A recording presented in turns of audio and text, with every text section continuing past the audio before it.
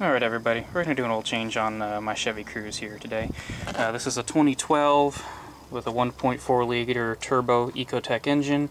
It also has a 6-speed manual in it. So first steps first, get the front two wheels on jack stands so you can at least get underneath the vehicle. Next thing I usually do is I pull the oil cap off, and I also pull the dipstick out. You can leave it in, but just make sure that the hole is open so that airflow can allow the fluid to drain faster. So let's get under the car and get to the drain plug. And I do want to show you something here. This right here is part of the skid plate. As you can tell, it does not have a very smooth edge. Sometime, I guess in the earlier models, they had a recall where oil was getting on this skid plate and was causing fires or something along those lines. Gotta love those dealership guys and just destroying these things.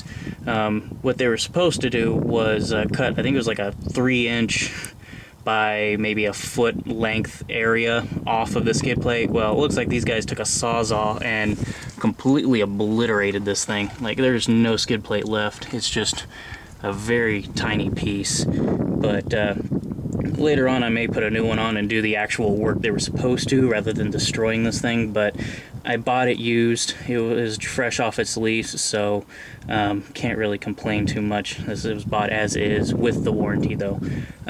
So that being said, there's the drain plug. Let me put this guy down, see if I can get this to focus on the there we go. Alright, now this is a 10 millimeters. On some of the other ones they will have a maybe it's like, I think it's like a Torx bit or Torx bolt head. So that's loose. Don't need to wrench these things on, so it shouldn't be that hard to get off. But if you bring it to like a quick lube place, make sure they don't use air tools, because this is a small head and that can get easily ripped off. So go ahead and loosen that baby up and let her fall. Here we go.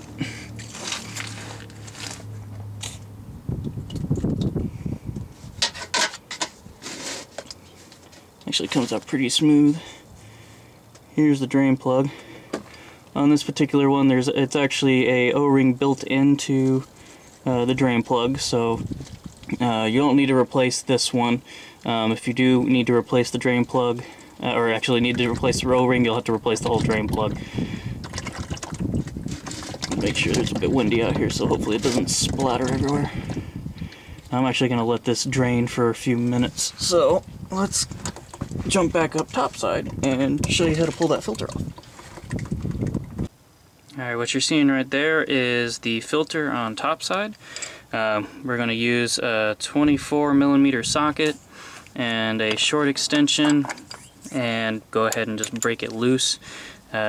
These should not be on there too tight. If they are on too tight, then somebody probably used air wrench or just wrenched it on there, and that's not supposed to happen. This piece is plastic, so if you do over tighten them, you will stretch those threads to the point where this may actually get stuck on here, and that's going to be a bad day if that happens. So finish pulling that off. Very careful, this oil may spill out of here, but if you did it right, it should just have already drained to the engine, or down to the oil pan. Alright, now this actually came out in two pieces. That was the top. This second piece is actually the filter. Alright, there's our filter. This one looks like it's been in there for a while. What is that made of? I can't tell who made that. But either way, there's the cap. There is one O-ring on this. Now, when you get a new filter, it should come, obviously, with the new filter. And inside, there should also be a gasket. You want to replace that gasket every single time you do an oil change. Now, when reinstalling, make sure you try to get it in as straight as possible. and hand tighten it first. Try to thread it all the way down as much as you can. And my hands are slippery, so it's going to be difficult. Alright, now I've gotten it as far as I can. Whoops, there goes the oil filter. Whoops. And then just tighten her back down. Now, when you're doing this, again, like I said before, you do not have to wrench this on. When you feel it hit, just give it once or twice like that, and you are done. That is as tight as it needs to be. If you over tighten that, you can have issues. It can start leaking. You could crack that piece of plastic. Basically, all you need to do is just nudge it down, and that O-ring will do the rest. So let's go back downstairs and put the plug back in. Okay, now it is, well, for the most part, done draining. What we can do now is, I usually let my car sit for about 20 minutes to drip. As you can see here, it's a small drip, so that would really be good enough. It's got the majority of the amount that's in that pan. So let's get that here. Just hand tighten it for now. Grab your 10mm socket. And again, do not over tighten this because you will ruin threads. You can possibly pull that head off. Really, it's just that much. It's just pull on it, just firm tightness, and that is it.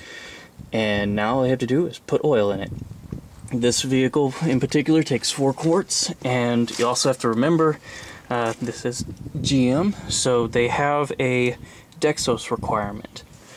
Most of them, I think it started in 2011 is when they started with the Dexos requirement. Really, it's a synthetic blend oil to help you go longer. That's, I believe, how it's supposed to be, but really I use full synthetic anyway in all my vehicles just to give that extra protection, and so I know that it's good for a while. And especially this vehicle drives very short trips, and it's a lot of stop and go, so I do frequent oil changes.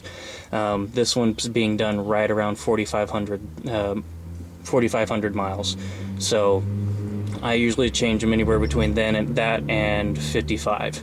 So let's again go back up top and put the oil in.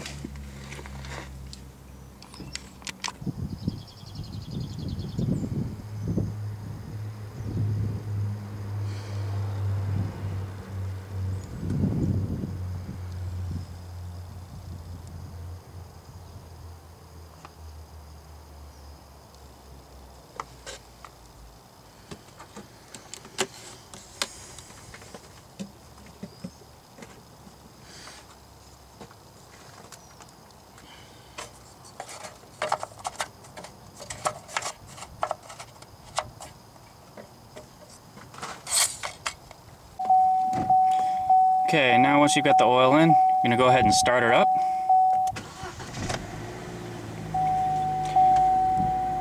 And you're waiting for that oil light to go out.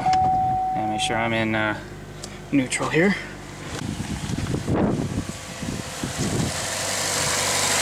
And what we're going to do, we're actually going to check that filter, make sure it's not leaking. And I do not see any leaks there. Let's double check down here, make sure we're not leaking.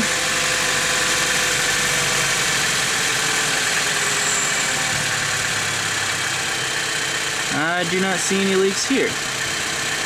So, I think we're done. I hope you found this helpful for you. If you have any further questions, feel free to post them in the comments, and I will get to them as quickly as I can. Thanks. Alright, I'm sure you all want to know how to reset the oil light too if it ever comes on. Hit menu, it'll pull up the vehicle information menu, and then this back button here on this stick, you press it, and then that'll come up. Are you sure you want to reset? You want to hit yes or no, click up once, hit yes, and then press the set. And it should reset it. There you are. That was simple in resetting that. I think beforehand it was just You turn it to the on position, and 3 steps on the gas pedal would do it. But this is also another way to get back through the computer. So hope that helped y'all. Thanks. Have a good day.